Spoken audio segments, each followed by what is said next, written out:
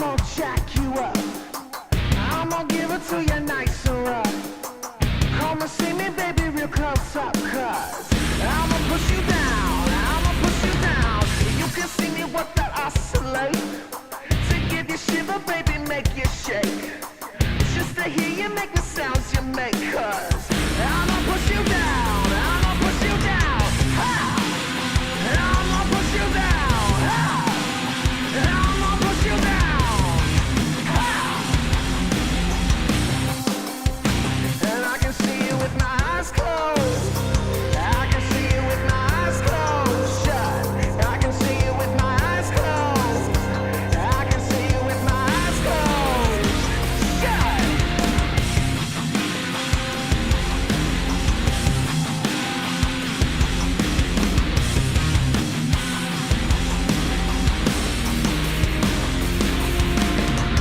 She say I'm gonna jack you up. I'm gonna give it to you nice and rough. Come and see me, baby, real close up, cause I'ma push you down, I'ma push you down. She say I'll make you lose control. I got that method that can tease your soul. So give me something and I'll give you a show, cause I'ma push you down, I'ma push you down. Ha! I'ma push you down, ha! I'ma push you down, ha! And I can see you with my eyes closed. I can see you with my eyes closed, shut. I can see you with my eyes closed. I can see you with my eyes closed, shut.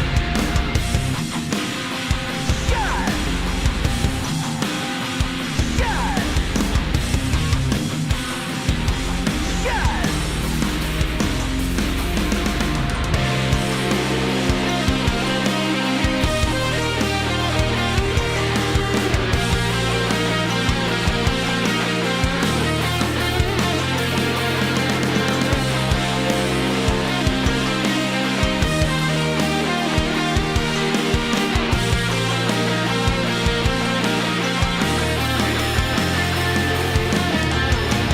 Say I'm gonna jack you up. I'ma give it to you nice and rough. Come and see me, baby, real close up, cause I'ma push you down, I'ma push you down. She say I'm gonna jack you up.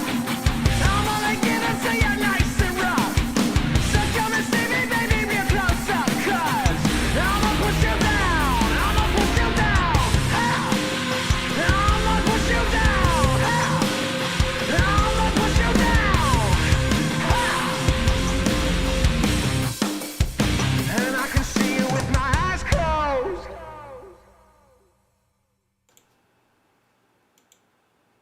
Hey everybody! Thanks for joining us back again for another episode of Van Philosophy. We've got kind of a weird topic. It was suggested by one of our patrons, Steve. Yeah. Steve B. So thanks for the topic. Yeah, we're back on more of like a topical podcast. Yeah. Yeah, but it's cool. It's cool stuff. But before we get into any of that stuff, we want to remind everybody that we've got shows coming up. Next weekend we're doing an unplugged thing in Dahlonega on Friday. What's the date? Do you know the date? the 29th. 29th. And next month we also have a few tour dates. So be sure to go to Roshambeaux.com/ Roshambeauxmusic.com / Tour dates. Or you can go to Roshambeaux.com and then it's just on the tab. It says tour right there. It says tour right there. It's Roshambeaux.com. It's a lot easier that way. But dude, what have you been up to this week? So let's see. I got into like visual art creation mode for a little while this week. I saw some of those graphics that you made for the shop. Do you see them? Yeah, I sent them over to your brother. He said he liked them. I told him to sit with them for a while and just tell me where he wants to go with them. Yeah. But yeah, that was a lot of fun. And also later in the podcast, this topic was hard to find like visual aids for, so I just like made some things. Sure. And it was fun. And let's see. Also, we've been working on the new cover that's coming out for Patreon. Yeah. But I went back on some of the other ones and kind of started getting stuff together for, maybe in the future we might pull one of those in later. I know we talked about that earlier. I don't know what you're talking about. What do you mean? Well, Cool, one of those on Patreon, we send requests, Yep. and they give them the request to do a new cover, and then they get to see it like before everyone else does, before it hits YouTube. Yeah. Well, there were some that like were requested earlier that that I really wanted to do, and you know, even though we picked something else, I was like, I still want to be able to do that one. Oh, going back to some of the other ones. Yeah, and then we talked about it a little bit last week. We were like, hey, maybe we should try to get a little early head start on some of those things. Yeah.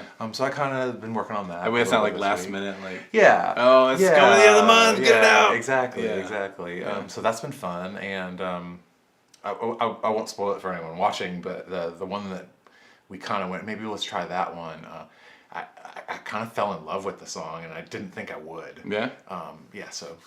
Is it the one I'm thinking of? I think it is. When I was like, let's do that. And you're like, okay. And I was like, yeah, I'll try it out. We'll see what happens. Okay. Yeah. And I think it's going to be fun. Yeah. It's awesome. Yeah, for me, I've just been hanging out. This is Bill the cat. Oh, hey, Bill. I've just been hanging out working on the song, the new cover. So, and I just showed you what I have. It sounds so good. It sounds completely different than what I got in my hands. Yeah. And I'm glad that you like it, because like his face was just definitely like a... Yeah, like it was great. Yeah, it was so- really good. Yeah, I remember working on it and being like, I don't know if this is gonna make it into the live show. And I heard it and I was like, I want to play this song live. Right. Like it feels really good. Well, what's interesting is like Kyle did a lot of he did the bass track. He tracked an actual electric bass. An actual bass. So yeah, what do talked we about do? that, yeah. You know what I mean? Do you play the bass part? I don't know. Well, I track guitar in it too. Yeah, there's guitar in there, And that's, but it's driven by the bass. yeah, I don't know.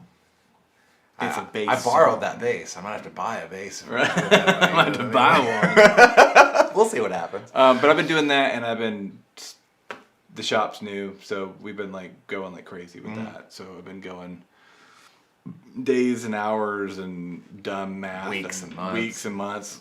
Try not to get burned out, but going pretty hard. But that's what's been up with us. Well, also, before we start on the topic, I'm gonna let this cat out is what I'm gonna do. I wanted to mention, we have a new release out on YouTube this week. Our version of Tom Petty's Honeybee dropped yesterday on YouTube, so everyone can see it, not just people on Patreon. It's just it's free for everyone to watch. And we did like some weird stuff with the video. Yeah, it was strange. And it turned out really cool, and I really like it. Well, it's because like what happened is the footage that we did wasn't. It looked kind of dull. It wasn't really up to par. I wasn't like, oh wow, look at that. And I was like, what can I do to make it look cool? And that's what happened. Ended up going with that. Yeah. It's cool. But it looks cool. I dig it. Also, did you see? Well, I saw this thing that you did because like Kyle handles most of the social media stuff. Just FYI, Kyle did like a edited video of one of our stories where it's basically if you want to go watch a Van Philosophy episode where I get cut out, it's completely. Funny. It's just him going, Yeah, it's like he'll just cut. And I think I said something about a paper tube being a vagina, and that's all I said in like 13 minutes of this cut up video. Well, what we did that week is I was making cuts, and I went, I'm going to take all of like the funny little interjections, Right. and I'm going to make all of those clips. And then what I had left actually ended up being like just a cohesive story of the story itself. Right. So I was like, well, I'll just post that too. Right. And and I was like, and then I had this idea of like, I'm going to do this to all of them. So that way, like, if you just want the condensed version of Van Philosophy where it's just the story, but it was like, I don't think it's going to work out like that. No. Like, I think I'll have to do it on purpose. Yeah. And I just don't know if I want to work that Can't hard do yet. But you can go check it out. I think we posted it on Facebook. social media. Yeah, it's on Facebook. Is it on it's Instagram? the same. Yeah, it's not on Instagram because it's too long for Instagram. Yeah. But it is on Facebook, and I think it's like the same title as it's She Was a Vision. Right. So if you dig what we do here, but you don't want to hear me talk, go check out that clip. Yeah. But let's get into the topic. If you guys are here, I know we're a little light tonight, but if you have any ideas or concepts or input about what's going on, be sure to leave it in the comments, and we'll get to it. And even if you're watching later, you can comment in the normal comment section, not in the live chat. So. And we'll comment back, hang out, chit chat. So near-death experiences, man. Yeah. What's up? Okay, so the Oxford Dictionary defines near-death experience as an unusual experience taking place on the brink of death and recounted by a person after recovery typically an out-of-body experience or a vision of a tunnel of light. So those are two very, very common things that happen. You have this out-of-body experience, right, and you see a tunnel. Well, most of the time you're gonna, like, somebody says like, oh man, I had this experience. You see this like, oh man, I like left the body, I saw this light, did this thing, saw my family, my friends, and then that's, you know. Yeah, and that's another thing. This wasn't in, you know, in the dictionary, but a lot of people will say that they meet someone or multiple entities or something like that. And a lot of people, they say it's very geometric as well. It's like not, the elf people. They meet the elf people.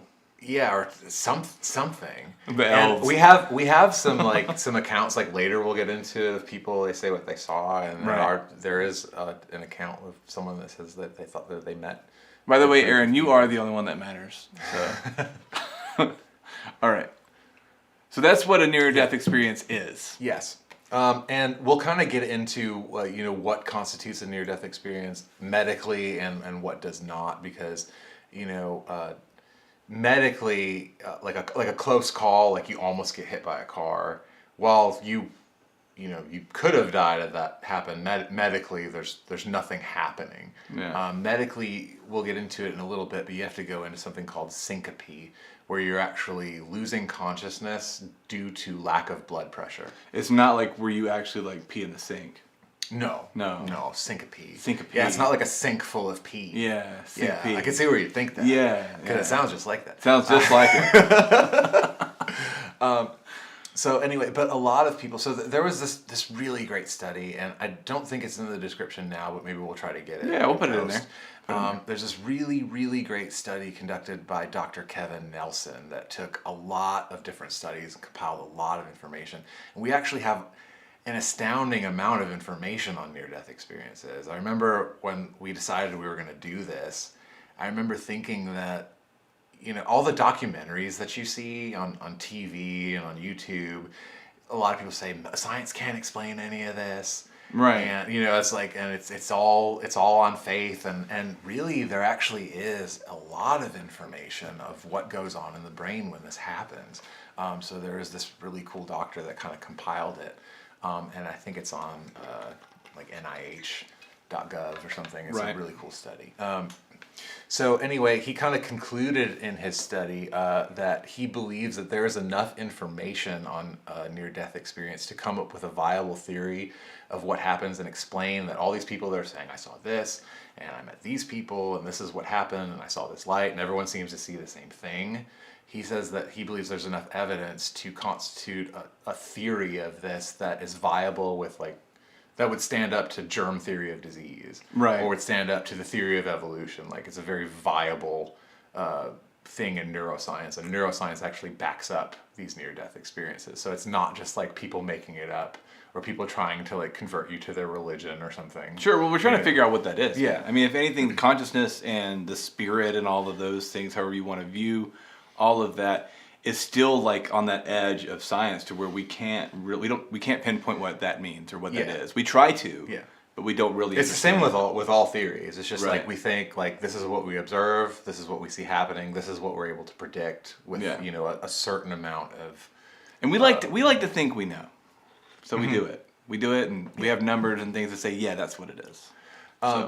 So the thing is a lot of people that report near-death experiences, about in one particular study there's I think it was like 58, and it was 30 of them were actually not anywhere, were not in any medical danger, or they weren't at any risk of dying.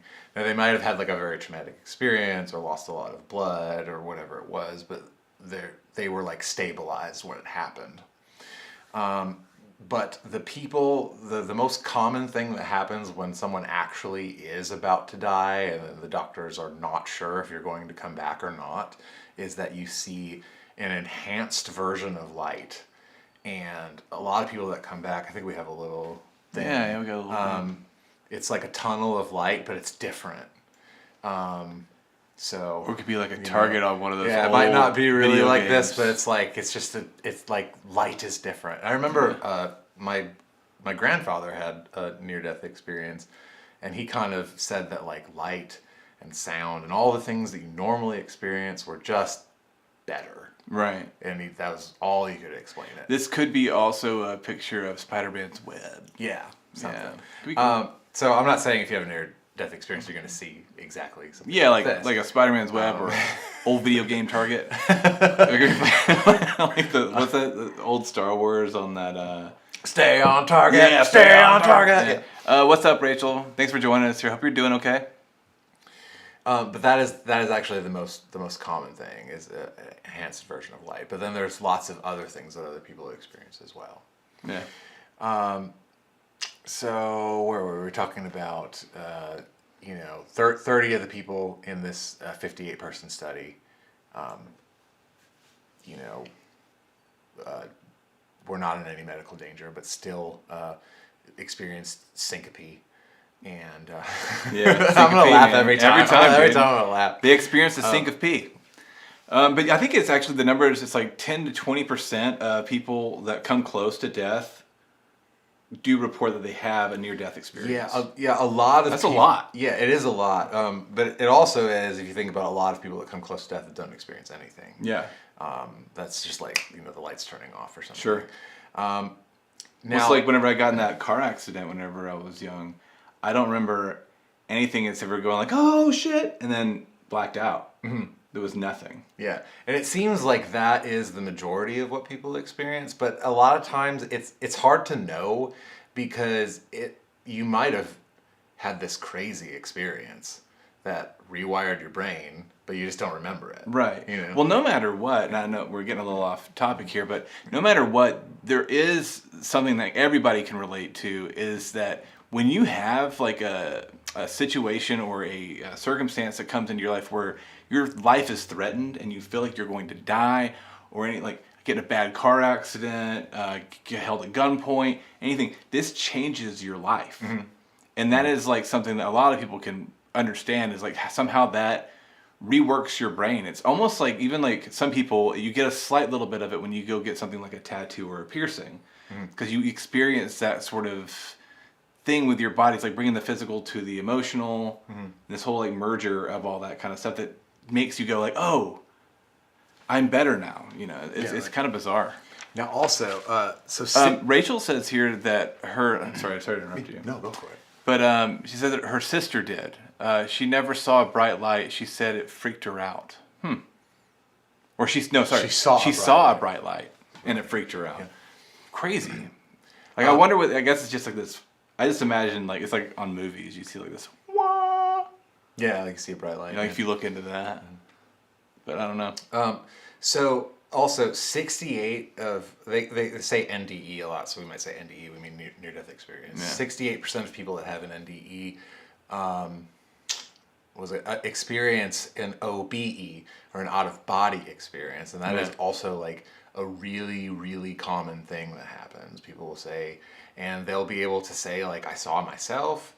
And I looked down and I saw the nurse and she was wearing a pink mask and I saw the little machine there and I knew that the cafeteria was serving chicken, and a lot of times like they're right. Right. And so, and the funny thing is one out of 20 people will have an out of body experience at some point in their life. OBEs also account for, it says like 68 in that one study and 76% in a study of 13,000 people. And that reminds me, I have like a story I'd like to share with you. That's a great tie-in point there. It's about this man. This man right here. His name was Dr. Bruce Grayson. So like 50 years ago, this guy was eating, dinner in the hospital cafeteria, right? Eating some pasta and stuff. Whenever his pager goes off. And then he ends up like standing up real quick. He's got to go. It was a girl had been called in because she just had a drug overdose as a college kid. So he's like, oh crap, like got the code or whatnot. And he noticed that he got a little bit of pasta on his tie, but didn't have time to like do anything about it. So ended up wiping it off, threw on one of those white lab coats, and went down there. So she's just like come in. She's totally unconscious. Not aware of anything. He's trying to like figure out a way. He's actually a psychiatrist, so he's there after they had already treated her. So it's not like, she's sitting there calling out her name, and that's all the doctor's going to do. But he was trying to talk with her, so he's like figuring out a way to rouse her, and he starts saying like, "Hey, Holly, wake up." Nothing. She's not coming to. He's kept doing it. Holly, wake up. Nothing happened. She didn't wake up. So he actually went outside with her friend Susan that had brought her in. And so he sat with her, he removed his coat. So everything just sitting there hanging out.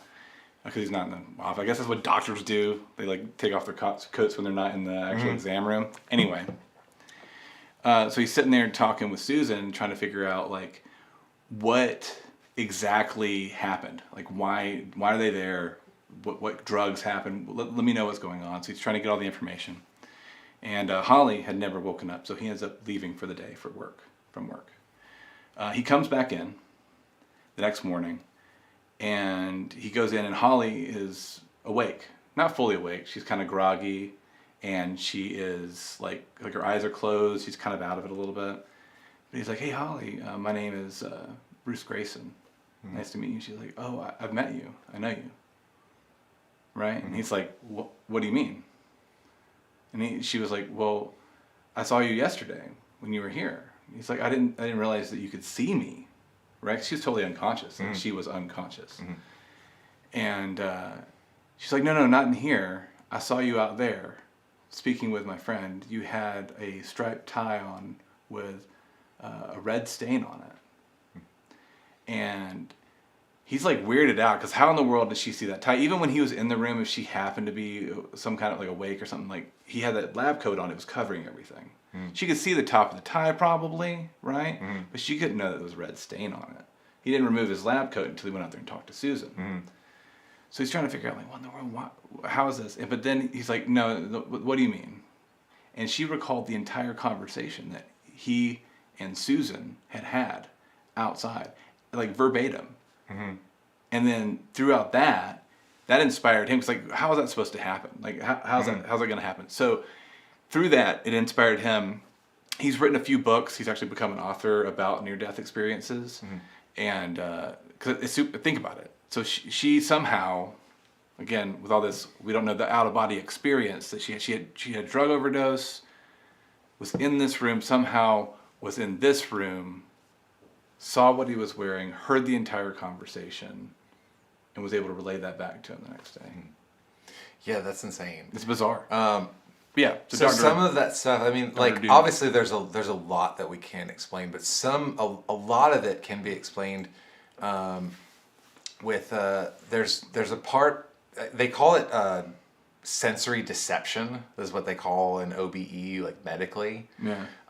And I must make sure I'm saying this right. It arises in the brain's temporoparital region. And I think we have a picture of like where that actually is in the brain. Yes. It's right there.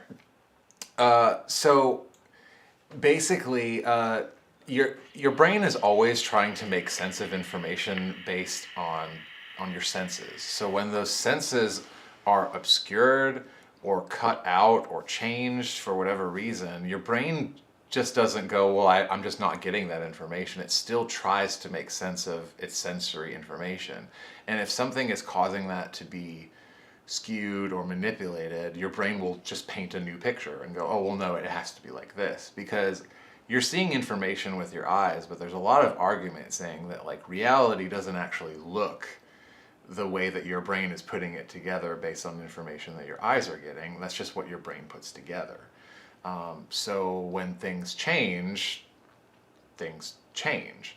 So that's what happens? Yeah. So when things change, they change. Okay. So, but during this group of studies, they actually found out that if they run a small electrical current through this part of your brain, a neurophysiologist can bring a patient in and out of their body, like what they experience as being, I'm having this experience inside of my body, to having an experience of what's happening outside of my body with literally the flip of a switch. Yeah. So there's actually something very, very specific that's happening in the brain that's been able to be pinpointed by neuroscience that does actually explain this is why you have an out-of-body experience, is because that part of your brain is being stimulated when it normally isn't, or when it's getting this type of information and that part of the brain is still active. Right. So your brain is like, your brain is always painting a picture for you. Yeah, so we're figuring out ways to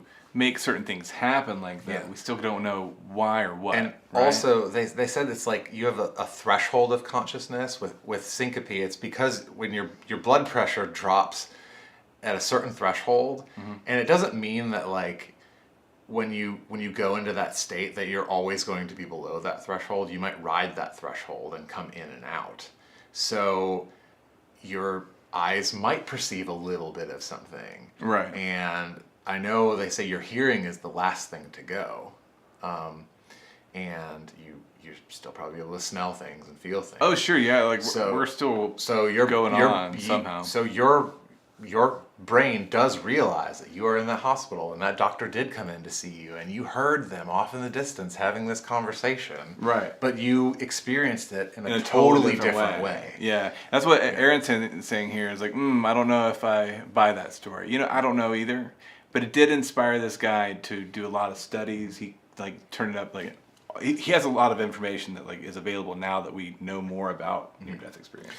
And yeah, I mean that like I hear that story and I go, wow, like that's pretty crazy. But yeah. At the same time, like we do understand that the brain does that. Yeah. You know, it's like you don't see that, but you experienced it. And just like I can describe that you have a blue shirt and you're sitting right there and we're in this room. Would freak out if I said no, this is not blue.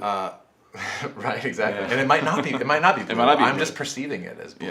Yeah. But yeah, those perceptions are still very vivid and very real. So when someone says like, no, I was out of my body, right. This is very real. Like it's just as real as me sitting here talking to you and I'm saying, no, I see this and you're sitting right there and that door is right there.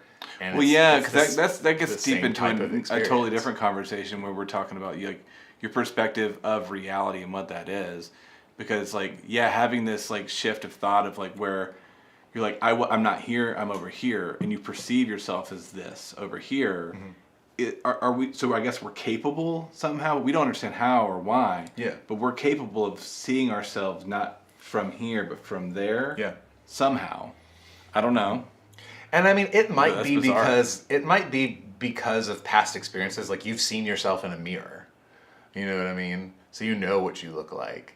And it's hard to kind of pinpoint exactly why the brain does that and goes like, no, I saw myself sitting in that hospital bed. Well, see, Aaron here says out-of-body experiences are often felt by people who are disassociating like a traumatic experience or trauma response. Right. Yes. I did see also you can have a near-death experience, which often, you know, most of the time is accompanied by an out-of-body experience, just by being terrified. I've seen a lot of like torture victims will, or even people like under like, I guess it's still torture, but like abuse and stuff, have out-of-body experiences, in like because it's not like they're having near death to have that. I mean, I believe even I've seen like where. I guess I'm trying to figure out the right way of saying it, but like rape victims have experienced out-of-body experiences during that time because they're not wanting to deal with it here, so they go there because they can't, you know. Yeah. I know. Like they said in the study, they said you don't actually have to be medically in danger of dying to have a near-death, what is classified as a near-death experience, right? Or out-of-body, experience. Because near-death would be in practically speaking, yes, but it's near death. When it's medically defined in this study, you know, people say, no, I experienced this, and they go, well, that's just like all these people that were near death, they experienced this. Well, what is serotonin telling us about? Yeah, so serotonin it's a crazy chemical. It's doing stuff. So 42% of people that have a near-death experience, and like so it's like almost half, say that they experience feeling united or one with the universe somehow. And a lot of times those statements are kind of accented by, you know, what they experience culturally or their personal beliefs.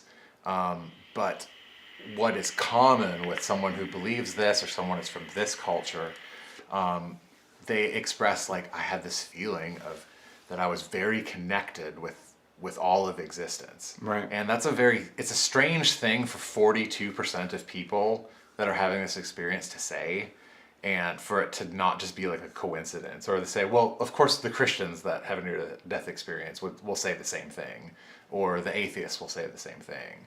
But it doesn't seem to have, a lot of commonality, but 42% of people will say that they had this overwhelming, like, mystical sensation. So with serotonin, serotonin does a lot of stuff. It's a compound found in your blood, in the platelets and serum, and it constricts the blood vessel, constricts the blood vessels and acts as a neurotransmitter, which is like a bunch of scientific jargon that really doesn't make that much sense. Yeah, serotonin is like the happy stuff, right? Well, it regulates your mood. It regulates the mood, it regulates anxiety. So mine's jacked up. Anxiety, depression. It's also it regulates your sense of feeling alert or feeling aroused. There's lots of stuff that serotonin does. And there's lots of like different versions of it because there's different receptors in your brain that pick up on it in different ways. Do different things with the chemical? Yeah. Or, yeah. Okay. So when serotonin is blocked, can affect your thoughts. So you'll see commercials a lot of times if you're taking like for like depression medicine or anxiety medicine, antipsychotic medicine, where they say it might cause feelings of this, or it may cause thoughts of this, and they're like specific things. That's because serotonin affects the brain in very specific ways. Right. And one of the ways that we have found that serotonin affects the brain is it gives you the sensation of being one with all things. And like it's very. This is something like, so we get like a serotonin dump during a lot of these. Yeah. So but the thing is it near-death experiences. It's a receptor in your brain that is really no different to your brain than like if I pinch you and you go ow. I don't have to ask you your religious upbringing, and I don't have to ask you what's your thoughts on philosophy or anything like that. Sure. It's just a reaction that your brain has. Anytime you pinch someone, you should definitely ask them those questions. Yeah, be like, well, what religion are you? Yeah. Like, you felt pain when I pinched you. Yeah, what's your philosophical because you're receiving a signal from right there. Yeah. So basically, that is what this version is. It's serotonin 2A.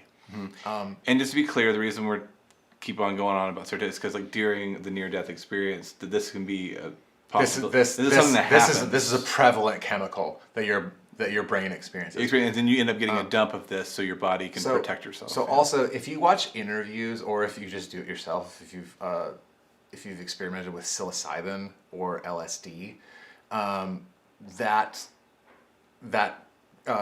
those chemicals like correlate with that version of serotonin. So a lot of people that are on psilocybin, they'll say, I don't know how to describe it, but I'm experiencing everything differently, and I feel like I'm a part of this. Yeah. And that's something that a lot of people say, regardless of previous experiences, and it's because all of our brains have evolved to think that we are, or be aware that we are a part of our reality and our existence. So like, and it sounds mystical and all those things, but like we realize it's like we're all made of atoms, and so is that tree, and so you just kind of have this subconscious awareness that you exist. But on top of that, if serotonin if serotonin 2A is blocked or manipulated, you will stop feeling that way. Sure. And a lot of times, people that are conscious that start feeling that way will say that they feel depressed and disconnected.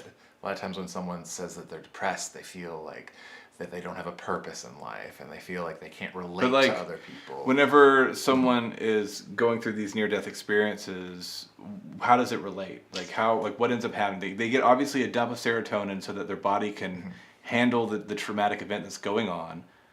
So it's almost like a defense mechanism. Yeah. Almost like Aaron said here Yeah. about the other stuff. Your brain tries to keep you safe in a way. Yeah, your brain is basically panicking and trying to say, like, isn't it great to be alive? Right. Don't you want to be alive? Don't you realize that you are a part of all these things? So it's just like, if I pinch you and you go, ow, you're realizing that you're here and that something is happening. Right, sure. And it's the same, like, obviously it sounds like it's more complicated when we talk about it, but it's just, that's the way it is. Like, your brain is, that's how your brain relates to reality. Right. So again, that's something that happens. So that's why a lot of people that take hallucinogens or have a near-death experience, like, they say that same thing because it's actually just a part of everyone's brain. Right. So and we talked about before, like, consciousness kind of wax and wanes during an NDE. So is it wax? Yeah, waxes and wanes, like a wax. moon. Is it waxes though? You just said it differently. Is it waxes? It will wax and wane. It waxes and wanes. Wax. Yeah, like the moon. It waxes and wanes. It comes in and out. It expands and contracts. I'm looking at your. Oh yeah, I write fast. Wax. Wax it. Because it has to do with, like, your blood pressure threshold. Yeah. So a lot of times, like, you also are having dreams that are mixing with reality, and so there's a whole bunch of stuff that can happen that is going to be idiosyncratic to you, because it also is just your brain experiencing your life and your things. So a lot of people say that they meet loved ones, or like, people have a lot of different experiences that aren't like, well, I saw a light and I felt like I was one with the universe, and things that are very, very common. And then there are things that happen that are very idiosyncratic. And we think that's because it's like, you're still you. And when you pass out, you have dreams sometimes. And not all the time. Not all the time. But the one thing that Dr. Nelson wanted to explain is that a medical near-death experience does not mean that you are returning from death, because your brain is always active. So your heart can stop, you can be deprived of oxygen, and all those things where you are clinically dead. They say you're clinically dead if your heart stops. Right. But your brain still goes on. So we actually don't know we don't have any proof of consciousness beyond life, is what they say. So they don't really say, like, you can have an experience in clinical death, but they don't know if you can have an experience beyond life, because your brain is still active after you're dead, clinically. So, he was very cautious to say, like, people say, I died, and I know what happens after you die. And while that statement is denotatively true, because you are clinically dead, we don't know what happens after the brain fires its last neuron, so to speak. So the medical study was, like, very emphatic about clarifying that, like, we don't really know what happens after you actually die. Right. This is just kind of something that happens while you are dying. There was another neurologist named Eben Alexander III that had he was a neurologist and had his own near-death experience, and his brain was rewired and he thought differently about life, so he wrote all these books about how he knows what happens after you die. And I think he wrote a book called, like, Proof of Heaven, and kind of went on all these, like, philosophies. But medically speaking, like, we don't know, we don't have all the answers, we don't know what lies beyond our realm, or we can't prove it scientifically. It kind of has to be based on what you believe and what your faith is. Erin says here that they tried to study that with folks that had been beheaded back in the day. Mm-hmm. Which part about, like, what beyond, like, I guess when the brain stops firing, what happens? I think, well, the last guillotine, I think, was, like, in the 70s. Yeah, I think so. I don't know how much they were able to do. If you know the 1970s. Yeah, if you know something about that, like, let us know. You said the 70s? Yeah, the 1970s. Yeah, I want to say it was like 60s or 70s. Like the guillotine. They still had the guillotine? That was a viable way of execution. No way. Someone look it up, but I know it's No way. It's not that long ago. They would take the heads straight from the guillotine basket, and study them. Yes. Huh. In 1970. I don't know if that's right. It might be the 60s, but I just know it's like... You think of guillotine and you're thinking like 1700s. And it did happen then. Well, it did happen then, but crazy. It's crazy how like far we've come in a short period of time about being like, oh, that's so barbaric. I can't believe people used to do that. And it wasn't that long ago. Yeah. I do like this quote here, though. Is that from Eben Alexander? This quote here is actually from Dr. Nelson in contrast. Said, belief in consciousness beyond life lies only in the realm of faith beyond science. Right, and that's the thing. Is like I don't know if science will ever be able to. 1977. 1977. Holy cow! Almost in the 80s. What? Yeah. Anyway, think about what rock song was playing in the background during the last guillotine. Yeah, like Led Zeppelin's playing in the background. Want a whole lot of love? Yeah. But yeah, that's the whole thing. Is I don't know. Will science ever be able to really pinpoint consciousness and what that is and what that means as far as our existence and our thing with the world? Because that's what all this really ties into. All the near-death experiences and everything is because we're trying to figure out what does it mean.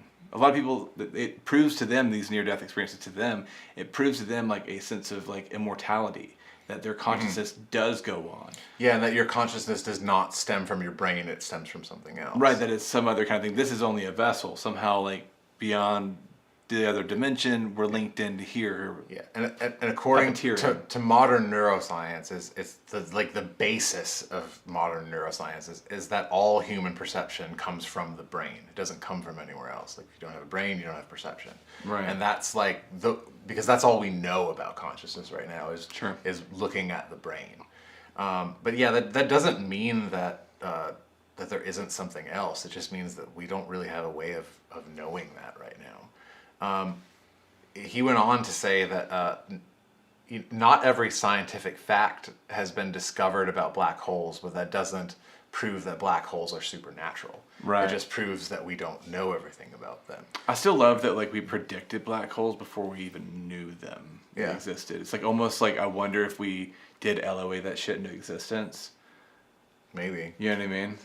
I know that's that's some hippie talk. I know it's some hippie talk, but the thing is, it's like we are the creators. We create things. Like, is that what that is? Yeah. Weird. So another thing that I found too is that who is most likely to experience an NDE? Because again, it doesn't really seem to have to do with anything you believe or any of your philosophies or really any of your life experiences. But the most common factor is you are 2.8 times more likely to have a near-death experience or to, recall what happens while you're dying. Is if you like hallucinate before you wake up, or if you kind of have like they call it like sleep paralysis.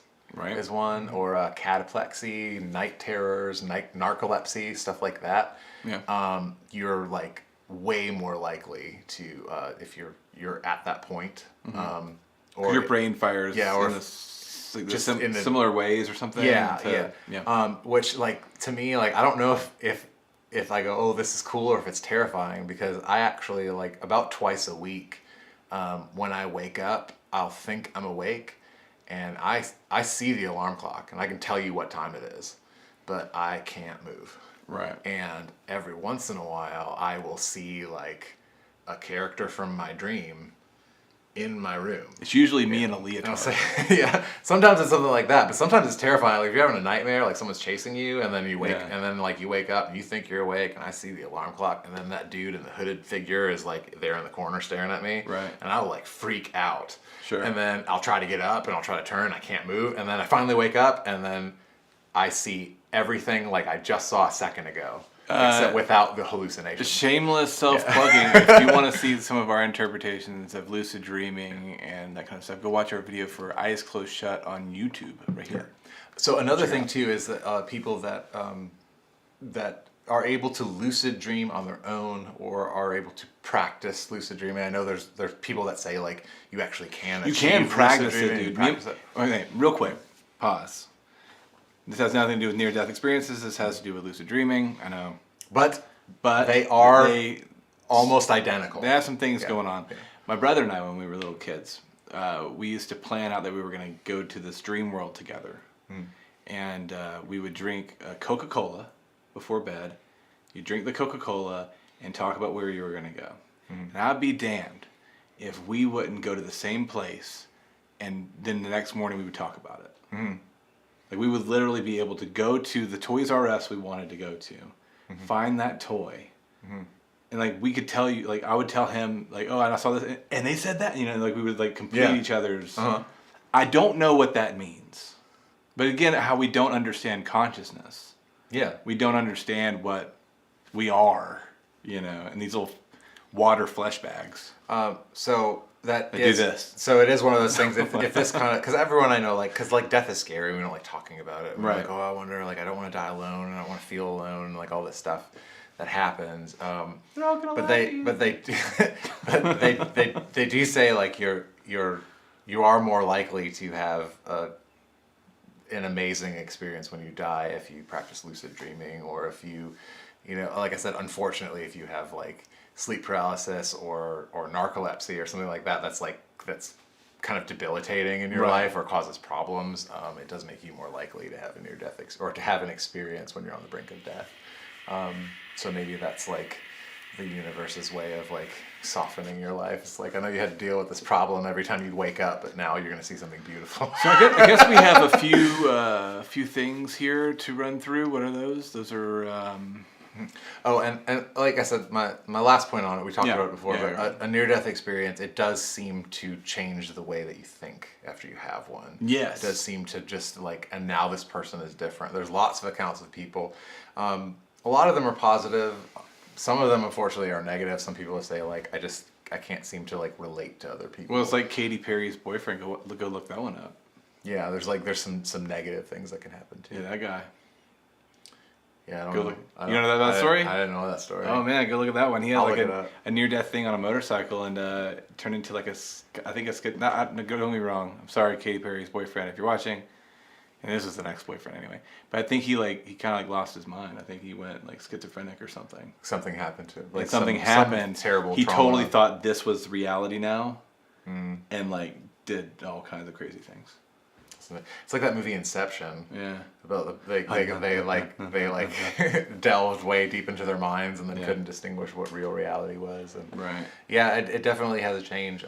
It's similar to people that experiment with psychedelics. A lot of people will say, I had this trip and now I think this way. Right. Well, it's like I was saying before, like even just like simple stuff where like maybe my thing was a near-death experience. I feel like I was probably near death. I know that, but I didn't have a white light. I didn't have any of those things. So I never really thought of it that way.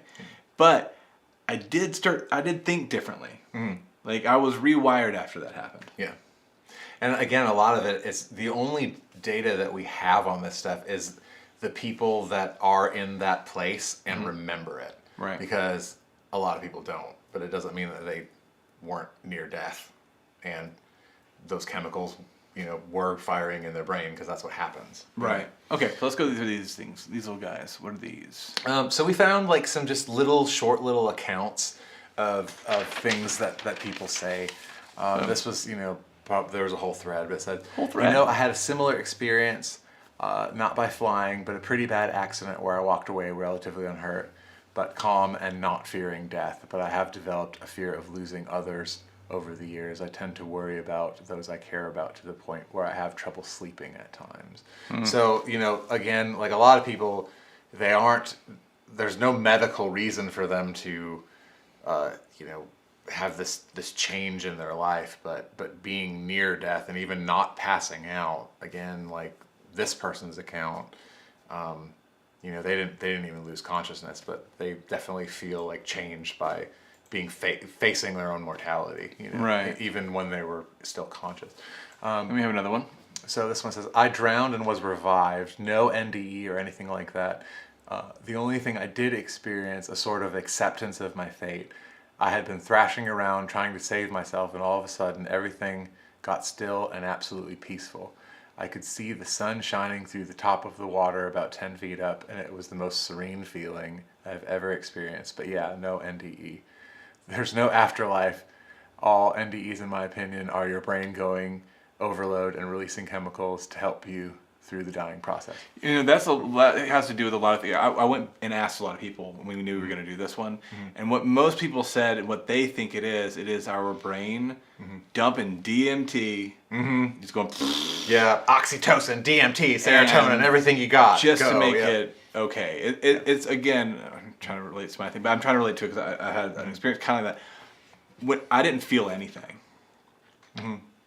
Like I literally, I went out of a windshield of a car. We went off an embankment, hit a tree, and I went out of a windshield. I felt nothing. Like so much so, whenever I was crawling out, I didn't realize I was bleeding or anything like that until I slipped on all the blood. Yeah. I had no idea because my brain had just dumped. Yeah, your brain was like, we're going to be okay. Yeah, do it. Yeah, so that's a whole thing. So this person, it's, you know, a lot of people will say, like, I have this totally new belief system. Right. And this person goes like, no, I think it's this, but you know, they had a very peaceful experience with it. So this is, and I've heard a lot of people say something like that as well. Okay. What else we got here? Oh gosh. Okay. Make that one bigger. Yeah, let's make that bigger. So this is actually about not experiencing your own death. But I thought that this was really, really interesting. So when my grandfather died, I had a really vivid dream where he seemed really scared for me. He said, "What are you doing here? You're not meant to be here." I said, "Don't worry, I'm just sleeping. This is a dream." And he goes, "Oh, neat. It's neat that we can meet up like that." And then someone else responded, "In the hour my grandfather died." Your eyes. In the hour, it's like covering up my whole face. In the hour my grandfather died, my grandmother had a dream where she was trying to get to him. Oh my God! Look at this. Okay, and what? But he wouldn't let her. She kept calling for him, but different obstacles would block her path. One of them was a fox. When she woke up, she went to get some water and got a call from hospice saying my grandfather had passed. So I know personally. Get that one out of here. Look at all awkward shaped. I know personally I had a similar experience with my grandfather. It was like right before he died, and I don't know if it was like the day before he died, but it was like a few days before he died. I had a dream. He went into hospice.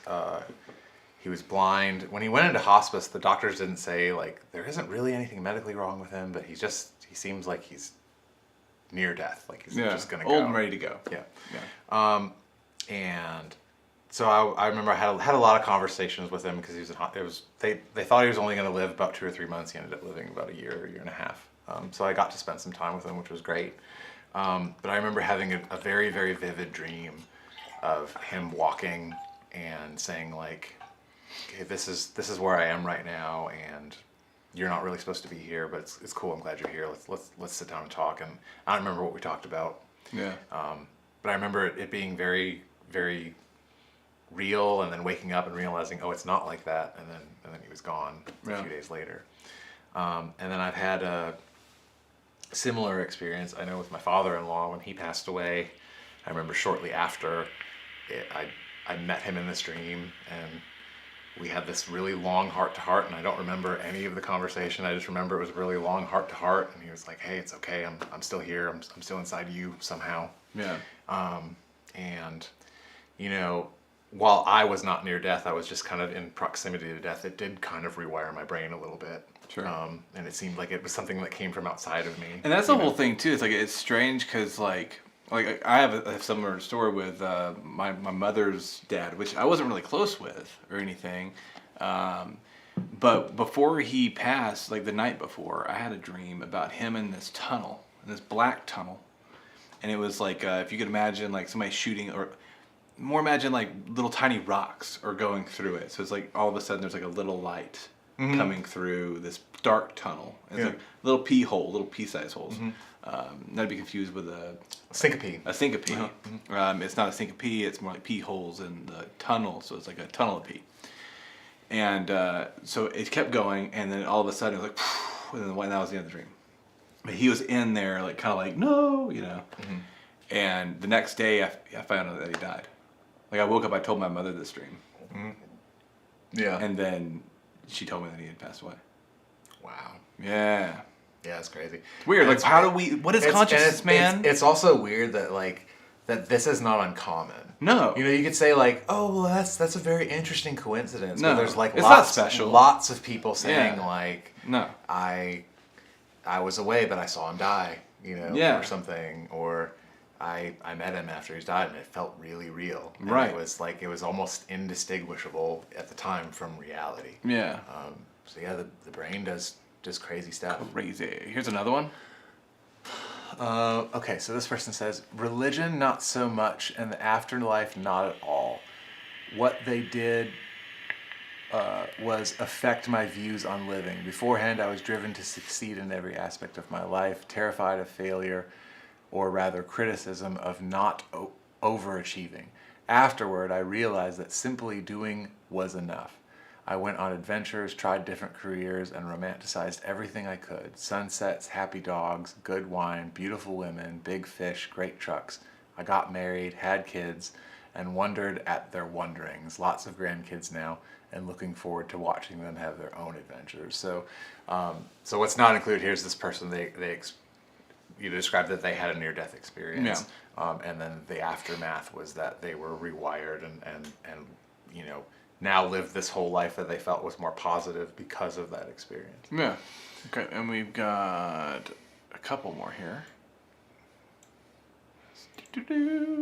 So I think it's an A. So I think there's two. Yeah. So you can put. This is part one here. Can we put them both up here? Sure, you can. They go together. Oh man, no, that was another awkward size one. We're gonna do one and then the other. Here we go. All right. So this person is saying the cause I don't discuss. What I saw, felt, yeah. So they're saying they don't want to say why they were near death in a public forum. But they said, as I said, it just seemed like a black curtain rose up and I saw people or figures or something standing there looking at me. I don't know who they were. So this is someone who had a near-death experience and saw like these entities that a lot of people talk about. It's not something we really like discussed a lot tonight, but there are a lot of people that be like, I met these beings, right?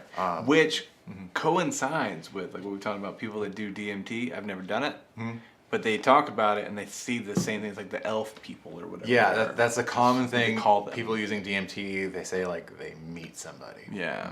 All right. Here's part B to that. No judged at all. So I think the person in the thread previously, if I remember correctly, like asked them like, what did they do? Were they like God's judging you or something like that? You know, I said no. The vibe was all good, but not what I expected. The only way I can put this is you read these ride stories, and they say you feel this overwhelming love. I thought that meant I was supposed to feel loved. I don't know the people I saw. I cannot say whether or not they loved me. I can tell you I loved them unconditionally. My first thought was, I love you guys, and would have sat at the curb of their house, palace, heaven, and felt wonderful forever. But again, I didn't see it as them loving me. I could be wrong on that. I also got a better understanding of what love really is. I think of it as a thing you feel with a woman or your parents or kids. It is like a part of our life. When you're dead from earth, it is a central element like air. Very hard to describe, but it is much more pervasive element. So this person said that like they felt that they experienced love for what it is in a new, different way. And they were always told that when you have a psychedelic experience or a near-death experience and you meet the gods or the elf people or whatever you want to call them, that they say. I just hear what that's what they say. Yeah, they say like we love you and we're here for you, but it was a different experience where he was like, oh, now I see that I'm able to love something outside of myself in a different way, someone that I don't even know. Yeah. So again, these things aren't uncommon. Like Kyle was saying, even like the stories we just told about where the dreams before someone else's death and almost predicting death. It's not uncommon, which is the strangest thing about all of this stuff is that we still like we want to know. Humans want to feel like they know 1 + 1 = 2, but in this case, 1 + 1 = 18. Yeah. We can just kind of see what happens. Yeah. But we don't really know what's happening. Like I said, you can see like, oh, the temple preparietal, what, I don't know if I'm saying that right. That part in the brain that fires. Yeah.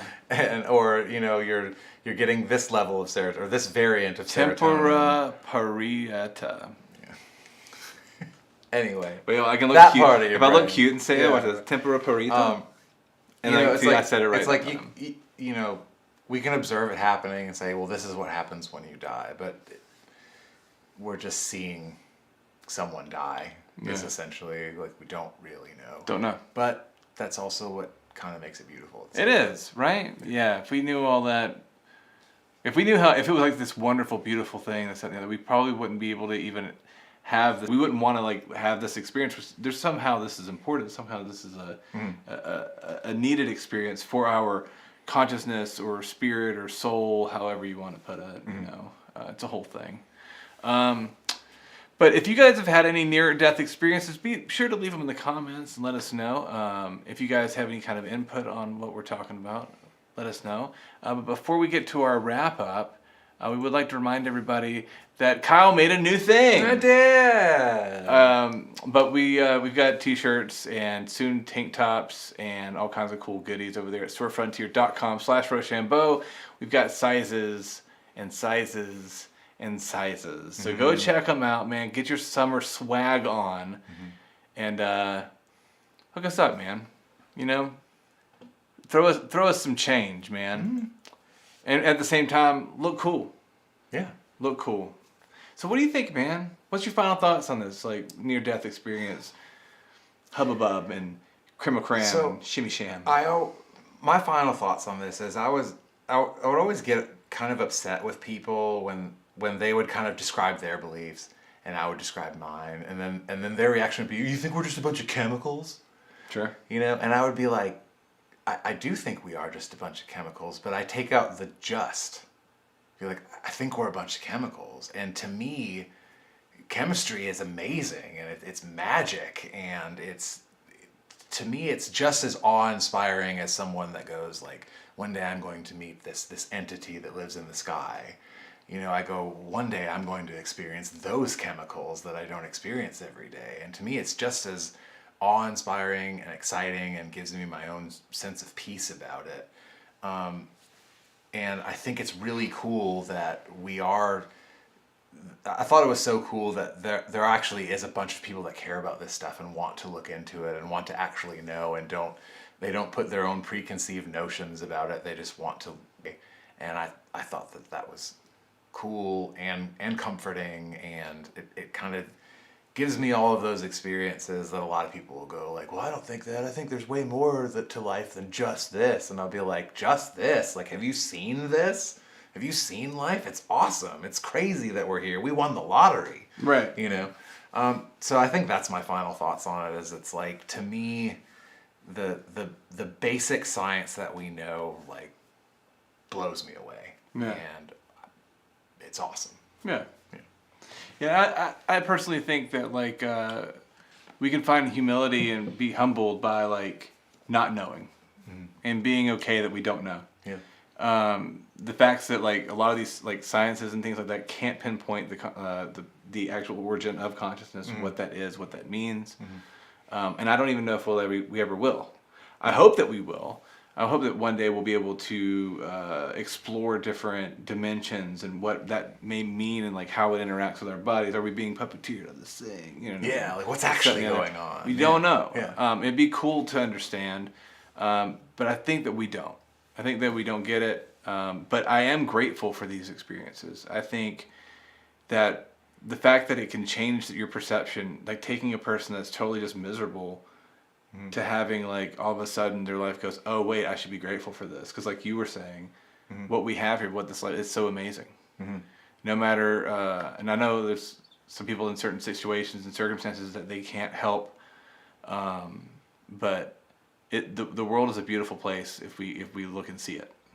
Well, and I know too, like, especially too, like if you don't think that the world is a beautiful place and you're having struggles with it, like definitely talk about it. Yeah. You know, we're Talk about it. you know we're not counselors, but No. I always say like even if you're too afraid to go seek that out, like send us a message. Yeah, and man. We'll talk to you about it. You know what I mean? Like For we're sure. not gonna have all the right answers, and we Yeah. might not give you the greatest advice. We might but just make jokes and hope that you smile. But I know both of us think like life is beautiful, life is worth it, and one day Yeah. you are going to die, so you need to make the most of it. I mean, and wait, let's see if we can get that on camera. yeah, and It's all worthwhile, man. yeah, like and if it's not, like I really think it should be. You should be able to experience what serotonin 2A feels Yeah. like. You know. Yeah. And if you're not, for whether it's circumstance induced or if you have a chemical imbalance, whatever it is, like I swear you were gonna say circumcision. I don't know. it's worth it to figure it out. Yeah. So if you need help, get it. And if Life's you're afraid hard. to get help, Life's hard. Message us. People are weird. Humans are strange.